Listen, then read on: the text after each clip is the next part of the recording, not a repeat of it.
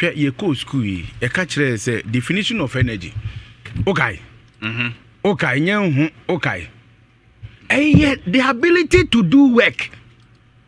Okay, it's an man. Osmosis na the make define now. My being rough. But this kind of energy is the ability to have life. Oh, tie. What you say? It is energy no anywhere. That is a productivity back from. So at any point in time will be no. And what's a way ya banya? Oh, say energy no aba. Aba way I NDC for. Only any form of excuse. So I'm back at say ye light a dunduma na say dumso eba. Unim say Endra dumso eba Ashanti region no. Se kwakwa do bibi na wakosi po bi so na ama dumso no bae. Kwakwa do bi omutifie.